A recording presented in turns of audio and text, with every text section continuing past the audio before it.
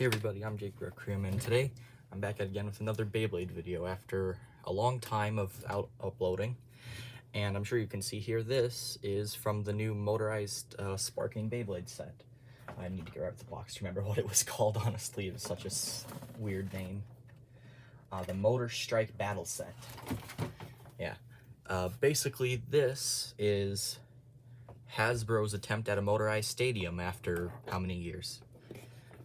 Hang on, I had it twisted the wrong way because the thing that turns on the motor is on the other side. So yeah, and you can twist this little knob thing that you put into the side of this after you put in three AA batteries. And yeah, you just twist the little thing, and it starts. So that was clockwise, I believe. Yeah, that was clockwise, and the other way, counterclockwise. And it's not only just a really big motorized stadium, but it also includes two Beyblades and two standard launchers. These two Beyblades included are Hyperion Burn, or Hasbro's dub version. I'm trying to remember what it was called because it was really similar to the Helios evolution. I think it was Hyperion Flamebringer. Correct me if I'm wrong on that. Yeah, it's Flamebringer. I read the box. And Lucius Endbringer. And you would think these are some really cool bays to have finally that are exclusive to the set. Well, you're right, but you're not, because these don't have the limit break abilities like the original ones do. See, for here, this is the real Hyperion Burn from Japan, Takara. And after it gets one click, the blades expand for more attack, and there's a lot more color to it. And it has this metal disc that's unique to it that allows it to do that, as well as Exceed Dash plus the special add-on part. I don't remember. I think it was the X attachment.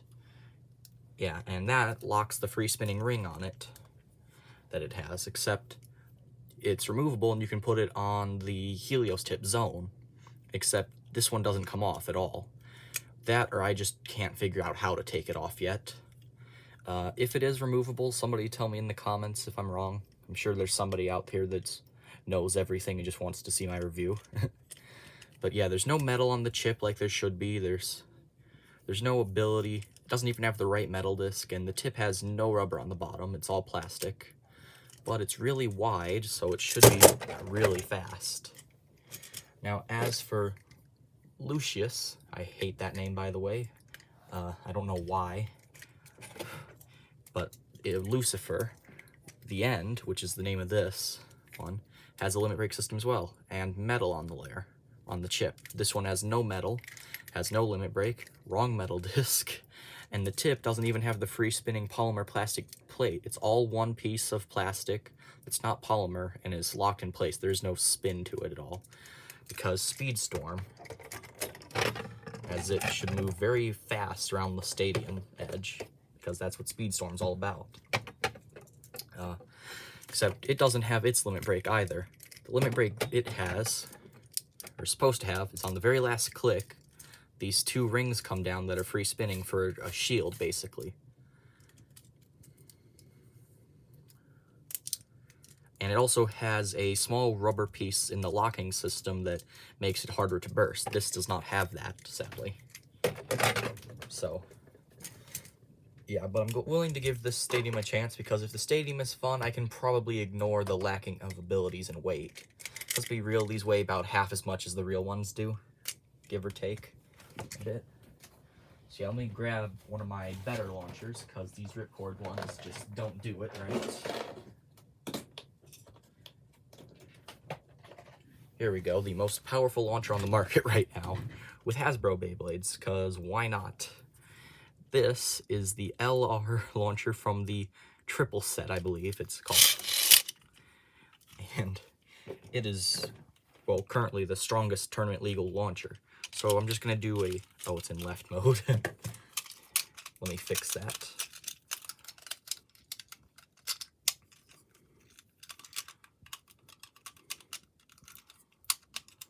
There we go. Now we're going to do a test launch with Hyperion Flamebringer.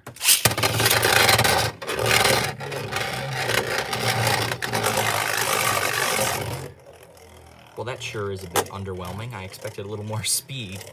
But yeah, I'm sure with this thing on, it will get a lot faster. So, let me try turning it clockwise rotating.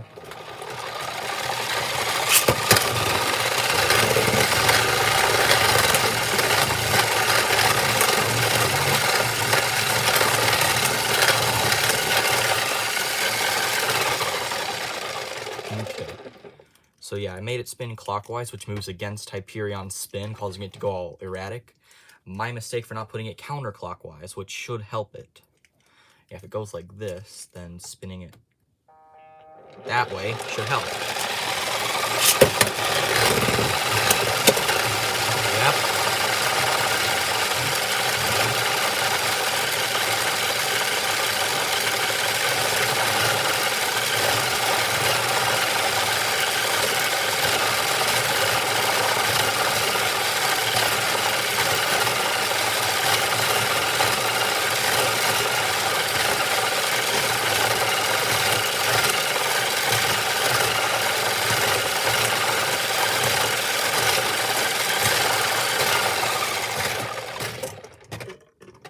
Okay, so that was a pretty cool test, I'd say.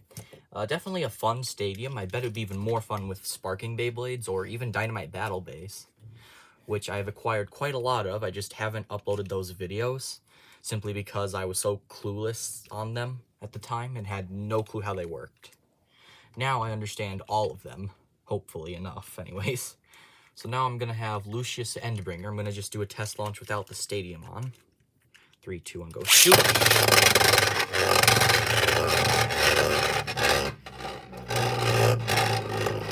I would have expected that out of a defense type, honestly.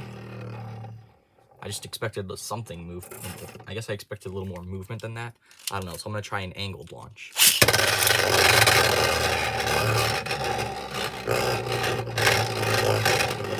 Nope. Okay, so I'm going to make this spin counterclockwise now, and maybe that'll help it.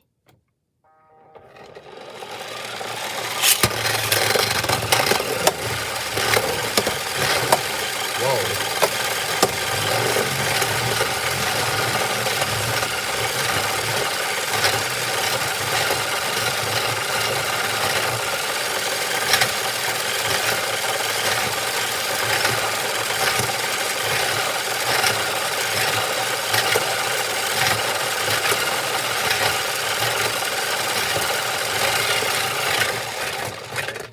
Okay, so that was interesting. Oh, wrong direction. Now I'm going to try spinning it the other direction, because why not? Let's see. Here. So speed up a bit, and...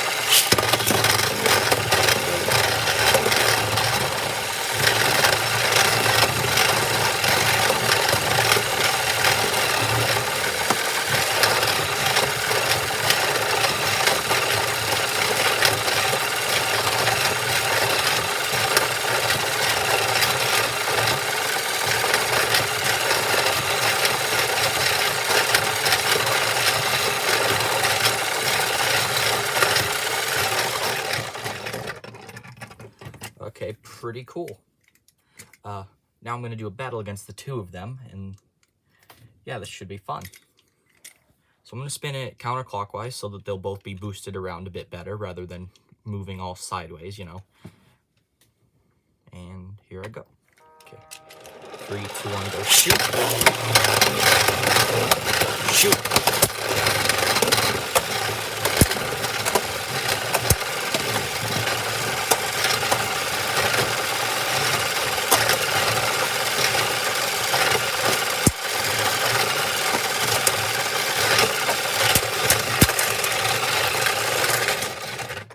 And it's a draw. Neither of them got even a scratch on them. No clicking or sliding, I guess it's called. Yeah, I forget. There's no real clicks on Hasbro Bays. It's been like, I don't know, a year since I've used a Hasbro Beyblade.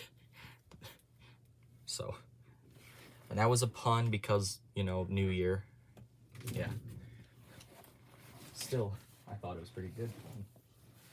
Okay, so overall, I'd say this set is really fun, but not so sure I would use its original launchers, considering with my very powerful one, it barely did anything. But just to make sure that that isn't a problem of power or anything, I am going to try launching these with the ripcord launchers they came with, just to see if maybe that will help it at all. So I'm going to do Hyperion.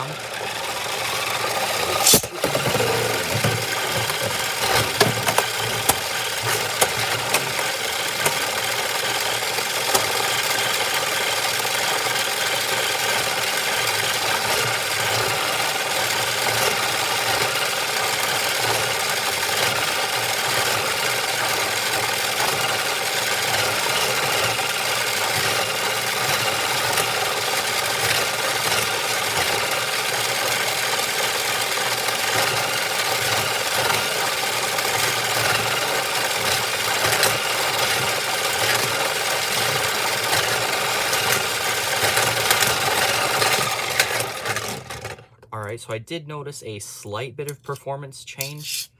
I feel like it had more power from the beginning, but quickly after it just kind of drained it all. So maybe these do something, maybe they don't. I personally don't see how they can help, honestly. But maybe other Beyblades with other launchers will handle much better in here. I personally think the stadium on its own is a really great stadium Hasbro has done in a long time with the way it's laid out. The only downside of it is just how poorly executed the Beyblades were. I mean, they're really good to battle against each other. That is really fun to do. But against any other Beyblades, I doubt they would handle very well. Other than that, a really good set if you want a nice motorized stadium. Yeah. Now, I'm going to do some battles with my other Speedstorm Beyblades. All of these. I got Glide Rockdivore, Brave Veltric, Curse the Tomb, Super Hyperion, Colossal Helios. And yeah, now I'll just do some test battles with these. Maybe these will handle better, maybe not.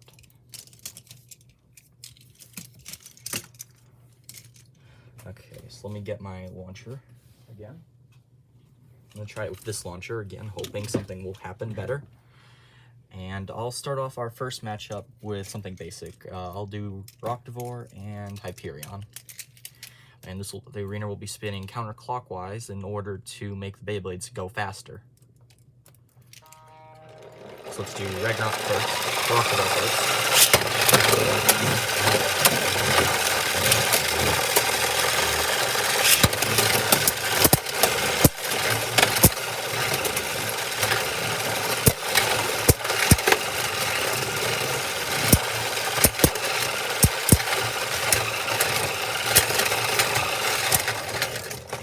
Survivor finish for Rockdivore. Surprisingly, Hyperion just did not have enough power. Though these attacks were very cool, the way they swooped in. Definitely a good stadium for collectors, I'd say. Well, maybe not collectors, but I guess just people that want a good stadium to have fun with. This one is definitely that. It's sturdier than others. The motor rise system is actually really nice. And the white parts are actually indents, so if a Beyblade needs more traction, it can actually run into those to grip and get launched out. Because if it were a completely smooth plate, then the Beyblades would just lose friction and kind of slow themselves down, unless they had rubber tips, in which case those would probably grind down to nothing, if it were that way. But I just love everything about the stadium. It has a nice wall so the Beyblades don't jump over the edge or anything. The outer core that holds it in place is actually completely see-through for once, which makes Beyblade battles so much easier to see and doesn't ruin the recordings people do. The slopes on this are really well made. Like the sloping of the stadium is very nice and well thought out.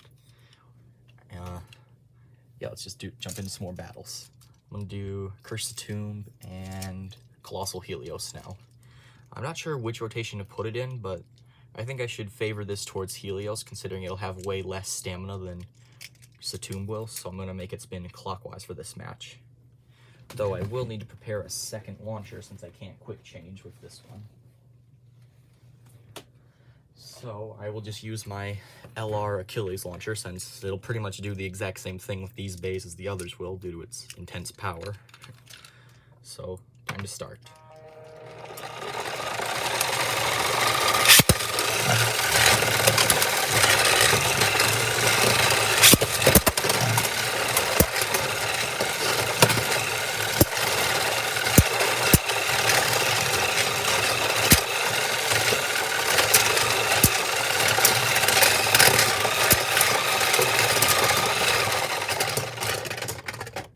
Okay, Satum won that battle, I'd say. That's exactly what I thought would happen, which is why I gave Helios the advantage of it rotating clockwise. But even with that advantage, it still couldn't manage to outspin it. So, pretty cool that the stadium still kind of works like that. I don't know where I'm going with this. Just really fun set, actually. At first I thought I'd be disappointed by the Beyblades, but the stadium really is the main focus here, and the stadium really just is impressive for what it is. Now I'm going to do the actual sparking bays in this arena, because I think it'd be fun. So I'm going to do Hyperion against Helios here. I'm not sure if I'll even which rotation I should put it in, so I'm just going to leave it off for this batch and get this ready. Okay. 3, 2, 1, go. Of course, Helios takes the center. Shoot! Already got its limit break activated. Oh, the plate kind of spins even when Beyblades are in it. It's kind of an interesting thing. I'm pretty sure Helios' limit break activated, though I'm not sure. No limit break on either of them, actually. That surprised me. I could have swore they were both on. But nope, neither one. Helios did take one click. Hyperion did not budge at all. Impressive. Okay, now I'm going to do Hyperion versus Lucifer at the end. So I'm going to make the stadium spin counterclockwise for this matchup, just for the fun of it.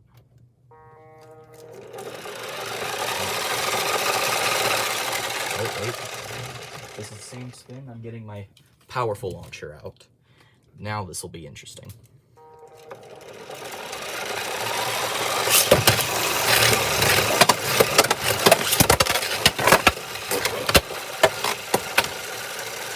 Oh, limit breaks. Both limit breaks are active. Oh. And Lucifer, the end is down. Hyperion won with one click remaining. One more and just pop. Be gone. Okay, really nice set. I should probably save some more battles for another episode. So, whoa, halfway there on Lucifer.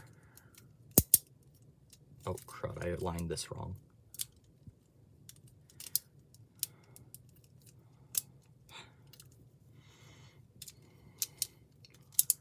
There we go. It always has to be lined up, or else it just looks off. Maybe that's OCD. Maybe that's just how Beyblade fans are. I have no clue if that's just a me thing.